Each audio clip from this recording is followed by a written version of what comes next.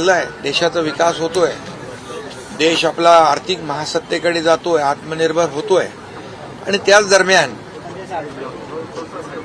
अयोध्येमध्ये राम मंदिर देखील उभं राहिलं आणि 370 कलम जे बाळासाहेबांचं स्वप्न होतं ते मोदीजींच्या नेतृत्वाखाली अमित शहा साहेबांनी पूर्ण केलं. त्यांच्याबद्दल अशा प्रकारचं वक्तव्य करणं हे दुर्दैवी आहे. आणि आणखी काहीतरी म्हणाले ते मुंबईच्या बद्दल. मुंबईला गिळायला निघाला असं म्हणतात. खरं म्हणजे मुंबई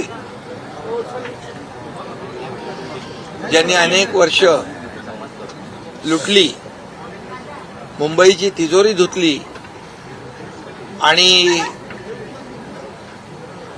कोविडमध्ये देखील रुग्णांच्या तोंडची खिचडी गिळली,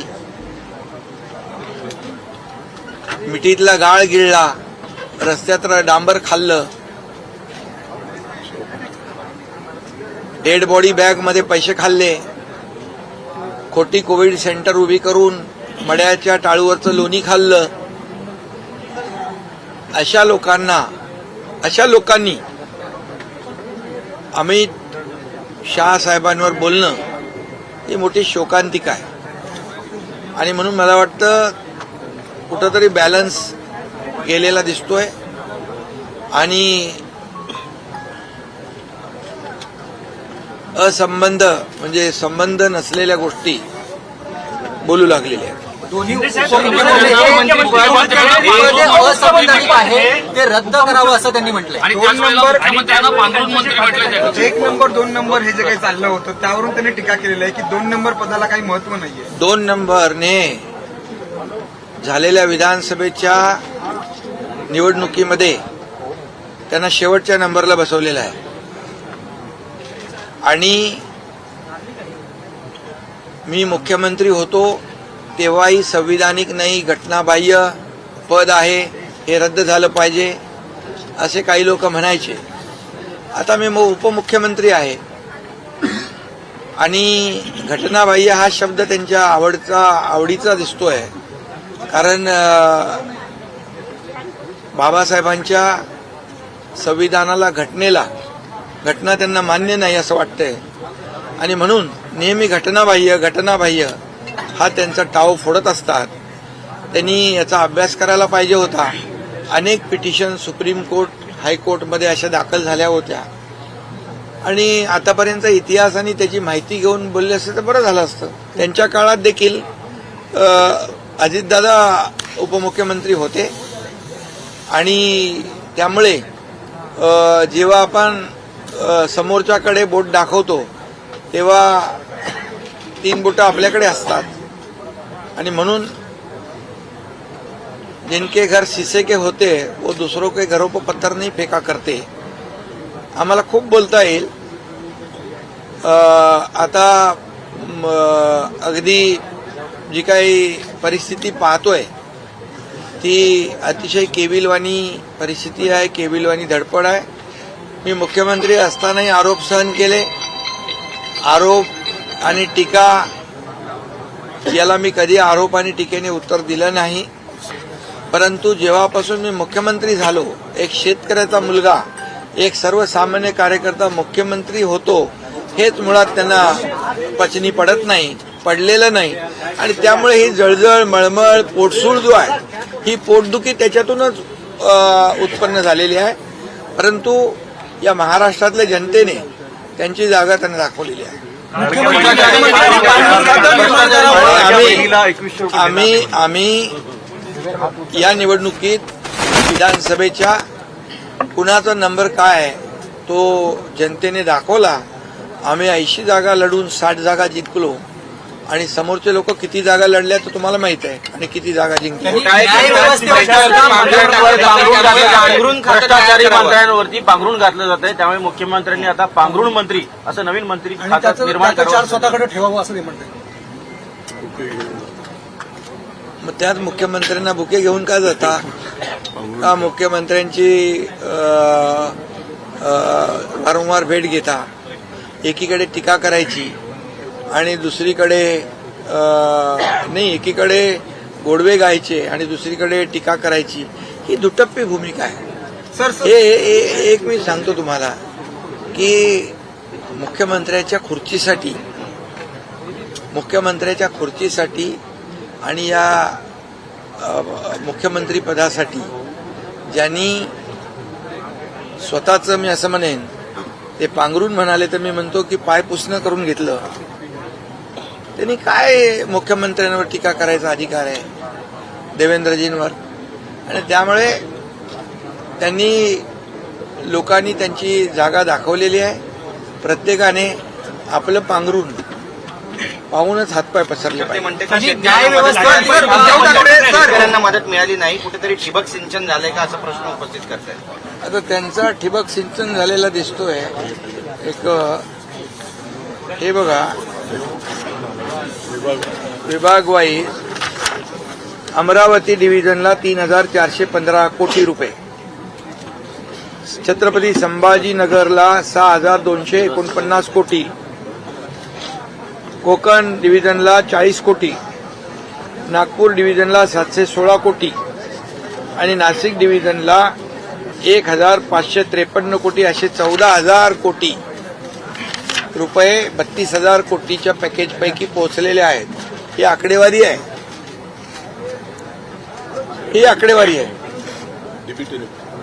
आणि डायरेक्ट खात्यात पैसे गेलेले आहेत. आता सांगा मला की शेतकऱ्यांना पैसे मिळाले नाही ही ओरड आणि हा खोटारडेपणा त्यांचा आता लपून राहिलेला नाही. तर उद्धव ठाकरे हिंदू धर्माच्या विरोधात भूमिका घेत आहेत का? कारण तामिळनाडूमध्ये दिवा लावावा असं कोर्टाने आदेश दिल्यानंतर महाभियोग जो दाखल केला गेला आहे त्यावरती उद्धव ठाकरेंनी सही केलेली आहे. हिंदू धर्माविरोधात उद्धव ठाकरे भूमिका घेतील असं वाटतं का तुम्हाला? हे बघा ना, हे काय, हे बघा, इम्पिचमेंट आणलेली आहे. हे आपल्या GR स्वामीनाथन जस्टिस आहेत त्यांच्यावर, मद्रास हायकोर्टचे आर्टिकल 217 आणि 124 कॉन्स्टिट्यूशन घटनेच्या कलमाप्रमाणे हे त्यांनी इम्पिचमेंट आणलंय आणि सही आहे. त्यामुळे आता हिंदुत्वाबद्दल बोलण्याचा त्यांना नैतिक अधिकार राहिलाय का, असा माझा प्रश्न आहे.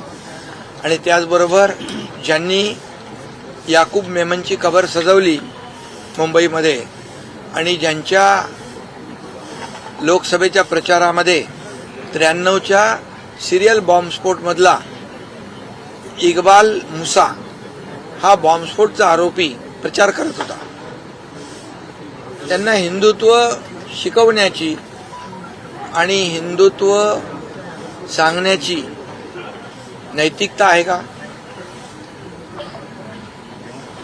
ज्या ठिकाणी दीप लावतात तिथे वरती मुस्लिम कम्युनिटी आहे आणि त्याचमुळे यांनी तो महाभियोग जो आहे तो दाखल केलेला आहे. तेच तर मी सांगतो ना की जे हिंदुत्व काय टी शर्ट आहे का, कधी काढला न सोडला. आता हिंदुत्वाच्या बद्दल गप्पा मारायच्या आणि अशा जस्टिस स्वामीनाथन साहेबांच्यावर इम्पिचमेंट आणायची, हे कुठलं दुटप्पी धोरण, हे कुठलं हिंदुत्व आहे? सर 2 दिवसापूर्वी नाराजी व्यक्त केली, न्यायमूर्तींवरती एक प्रकारे टीका केली आहे, कुठेतरी न्यायव्यवस्थेवरतीच बरेचसे त्यांनी आक्षेप घेतलेले आहेत. ते EVM वर आक्षेप घेतात, ते मतदार यादीवर आक्षेप घेतात, निवडणूक आयोगावर आक्षेप घेतात, ते सुप्रीम कोर्टावर आक्षेप घेतात. आता हे सगळ्याच्या सर्वोच्च झालेले आहेत आणि म्हणून असं माणूस कधी करतो जेव्हा माणसाचा बॅलन्स जातो आणि जेव्हा हे जिंकतात त्यावेळी ह्या सगळ्या यंत्रणा चांगल्या असतात, जेव्हा हरतात त्या यंत्रणा सगळ्या वाईट असतात. जे आतापर्यंत देशामध्ये इतके वर्ष घोटाळे, काळा बाजार, मोठमोठे स्कॅम नोट चोरी करणारे लोक आता वोट चोरी म्हणतो, वोट चोरीचा आरोप करताय. हे हे हे हे मोठी शोकांतिका आहे. लाडकी बहीण योजना बंद होणार नाही तुम्ही म्हटलं होतं, मात्र आता पुन्हा मुद्दा काढलेला आहे की 2100 रुपयांचं काय झालं तुम्ही म्हणाला 2100 रुपयांचं. अरे लाडक्या बहिणींनी त्यांना घरी बसवलेलं आहे विधानसभेच्या निवडणुकीमध्ये. त्यामुळे लाडक्या बहिणींना आम्ही जो लाडकी बहीण योजना जी सुरू केली ती कधीही बंद होणार नाही. आणि जे आम्ही बोललोय 2100 रुपयाचा योग्य वेळी आम्ही तोही निर्णय आमचा पूर्ण करू. ज्यावेळेस लाडकी बहीण योजना आली होती त्यावेळेस कोर्टमध्ये गेले होते. लाडकी बहीण योजना जेव्हा आम्ही सुरू करत होतो त्यावेळी हेच लोक कोर्टात गेले होते.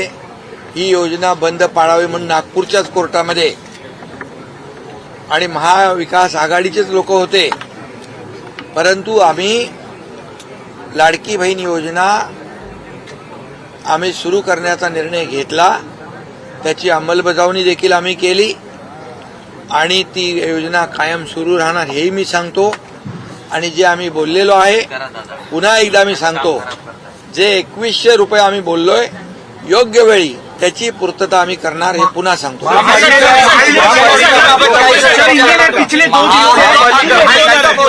मुख्यमंत्रीपद सोडलं तेव्हा विधान परिषदेच्या सदस्यत्वाचा राजीनामा दिला होता. आज ते अवघ्या काही तासांसाठी नागपूरमध्ये आलेले आहेत आणि संध्याकाळी त्यांनी आमदारांची बैठक बोलावलेली आहे. हे नेमकं कशाचं होतं का? आणि अवघ्या काही तासांसाठी पर्यटन अरायवल आणि डिपार्चर महापालिका जिल्हा परिषद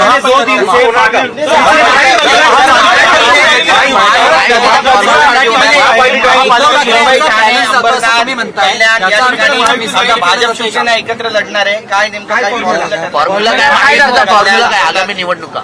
आगामी महापालिकेच्या निवडणुका आम्ही महायुतीने लढणार आणि महायुतीत जिंकणार. रायगड जिल्ह्यामध्ये स्वबळाचा नारा दिला जातोय, त्या संदर्भात काही स्पष्टोक्ती आहे? काही ठिकाणी अजूनही माझी मुख्यमंत्र्यांच्या बरोबर चर्चा झाली.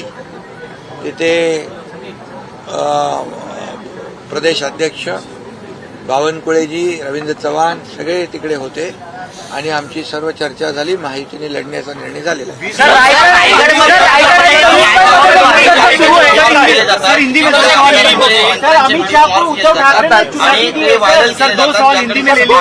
आता मॉर्फिंगचा धंदा चालू केलाय त्यांनी. आता सगळा धंदा बंद झाला, सगळी कामं बंद झाली. आता हे मॉर्फिंगचं काम चालू आहे.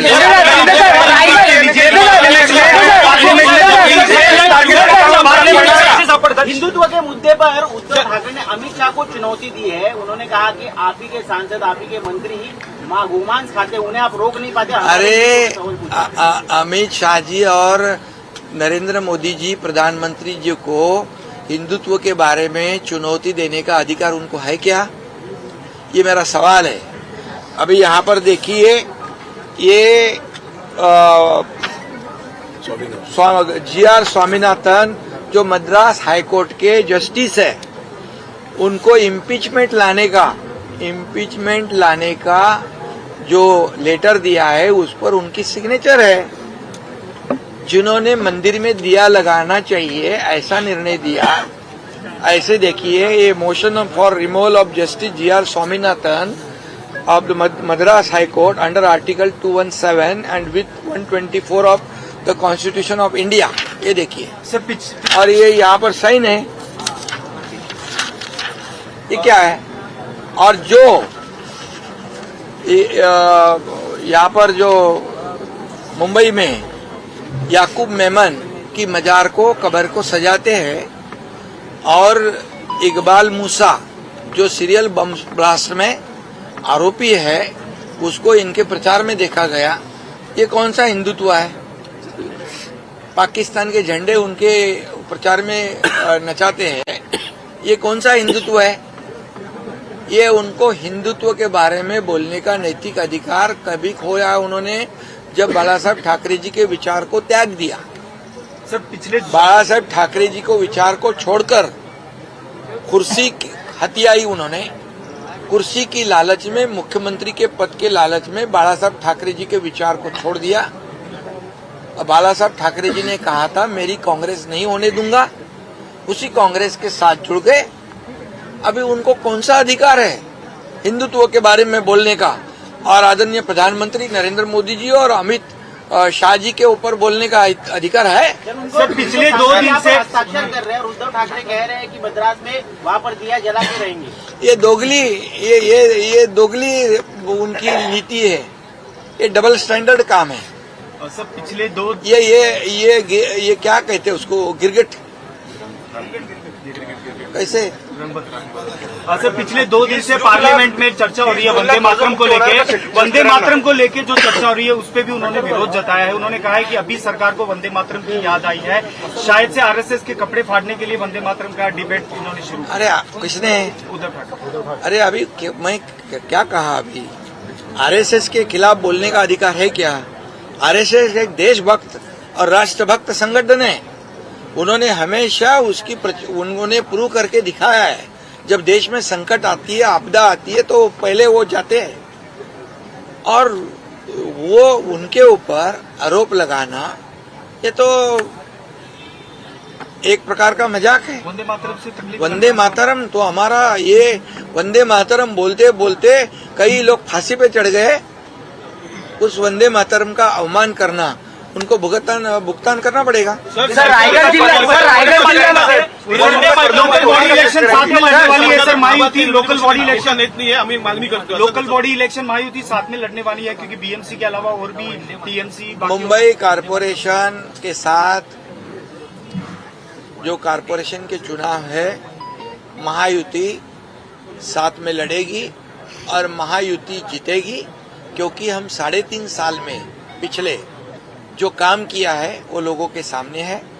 डेवलपमेंट है, वेलफेयर स्कीम्स है, लाडली बहना जैसी कई स्कीम्स योजनाएं बनाई, और इन्होंने जो महाविकास आघाड़ी ने स्पीड ब्रेकर डाले थे, कई कामों को स्थगित कर दिया था, उसको हमने आगे बढ़ा दिया। मुंबई के रोड हो, कॉन्क्रीटाइजेशन हो, सीवरेज ट्रीटमेंट प्लांट हो, ब्यूटिफिकेशन हो, मेट्रो हो, कारशेड हो, कोस्टल रोड हो, अटल सेतु हो, इतने काम किए हैं। हमें देश के प्रधानमंत्री नरेंद्र मोदी जी ने भी मुंबई को डेवलपमेंट के लिए, महाराष्ट्र के डेवलपमेंट के लिए 10 लाख करोड़ रुपए दिए।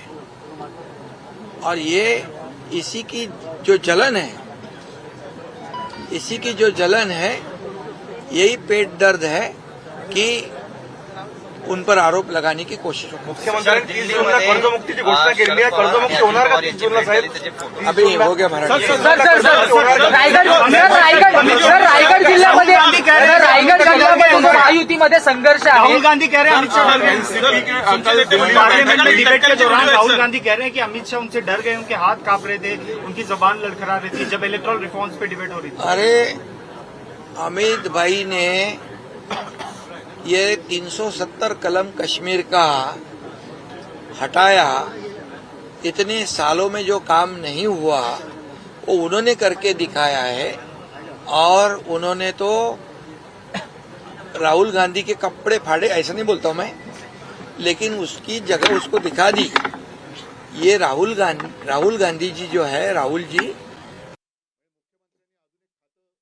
ये हमारे देश की बदनामी विदेश में जाके करते हैं। हमारे प्रधानमंत्री जी की बदनामी विदेश में जाके करते हैं। ये कौन सी देशभक्ति है?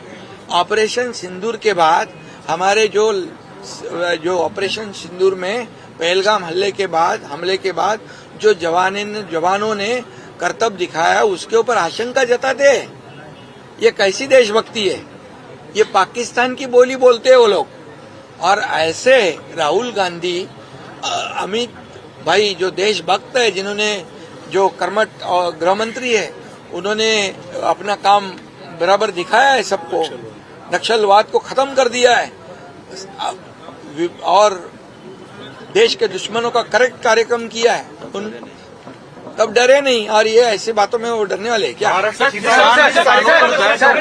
महीने में 2000 से ज्यादा किसानों ने आत्महत्या की है, विदर्भ और मराठवाड़ा। आज ऐसा डेटा तो दिया है, लेकिन कहीं न कहीं अभी भी जिस तरह की मदद पहुंचनी चाहिए थी किसानों को नहीं। क्या बात कर रहे हैं? अभी मैंने दिखाया ना, 2000 आत्महत्या हुई है सर, 2000। रुको, ये देखो, ये बोलते हैं कुछ पैसा नहीं दिया है, ये आंकड़े हैं। आपको मैं चैलेंज करता हूं, अगर ये पैसे नहीं पहुंचे होंगे तो आप जो बोले हरे 14,000 करोड़ रुपया किसानों के खाते में डीबीटी के साथ गए, ये झूठ बोलते हैं विपक्ष वाले, लेकिन झूठ जोरदार तरीके से बोलते हैं। लेकिन जनता को पता है, जनता ने उनको उनकी जगह दिखा दी है। शेतकऱ्यांच्या प्रश्नांवर घोषणा की है, कर्जमुक्ती महाराष्ट्र के किसानों की होंगी। देखिए, हमारे महायुति ने जो भी वादे किए हैं वो वादे हम पूरे करेंगे। कोई भी हम प्रिंटिंग मिस्टेक कहने वालों में से नहीं है। जो बोलते हैं वो करते हैं, जो नहीं होगा वो हम नहीं बोलते हैं, और इसलिए हम जो कमिटमेंट करते हैं उसको पूरा करते हैं। इसीलिए तो इस महाराष्ट्र की जनता ने लैंडस्लाइड मैंडेट ये विधानसभा के चुनाव में दी है।